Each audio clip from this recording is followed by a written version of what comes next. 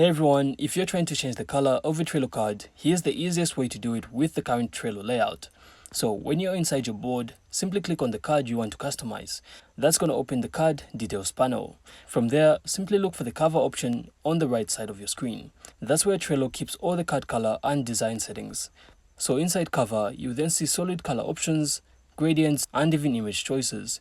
So if you just want a simple colored card, simply pick one of the solid colors and it will then update instantly. You can also choose whether the color appears as a full card cover or just a small color bar at the top.